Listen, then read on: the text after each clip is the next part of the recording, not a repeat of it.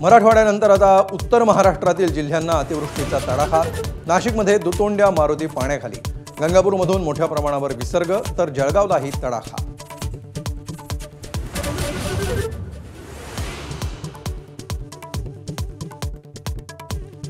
शनिवारी रात्रीपासून सुरू असलेल्या पावसामुळे संभाजीनगर पाण्याखाली, इमारतींसह वाळूंज एमआयडीसीतील कंपन्यांमध्ये पाणीच पाणी, ग्रामीण पट्ट्यातील शेतीचं अतोनात नुकसान।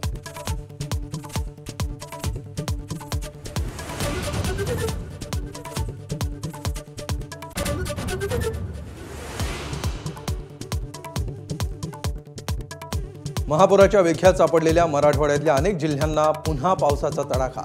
धाराशिव, बीड, परभणी, नांदेडला पावसानं झोडपलं। सोलापुरातही पावसाचा कहर। मुंबई, रायगड, पालघर, ठाण्यासाठी रेड अलर्ट। उत्तर महाराष्ट्रातही जोरदार पावसाची शक्यता। हवामान विभागाचा अंदाज, मराठवाड्यामध्ये पूरपरिस्थितीमुळे अडचणींचा सामना।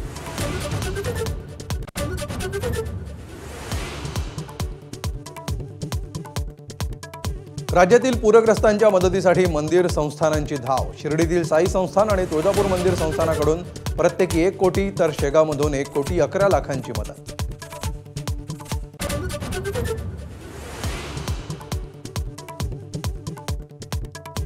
मराठवाड्यातील अतिवृष्टीचा मुख्यमंत्र्यांनी घेतला आढावा। जिल्हाधिकाऱ्यांशी चर्चा, फील्डवर उतरून काम करण्याच्या स्पष्ट सूचना।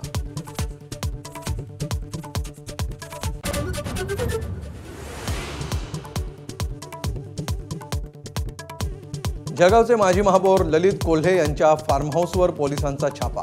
छापेमारीमध्ये बनावट कॉल सेंटर उद्ध्वस्त। ललित कोल्हेंसह 8 जण ताब्यात।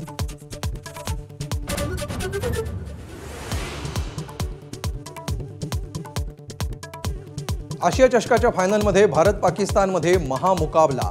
प्रतिस्पर्धी आमने-सामने, दुबईच्या मैदानावर हाय व्होल्टेज लढत।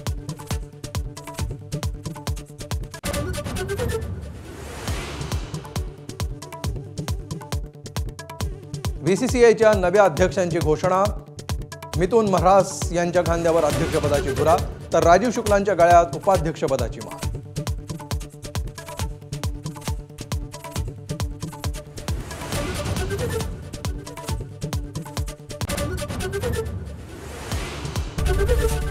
एबीपी माझा, उघडा डोळे बघा नीट।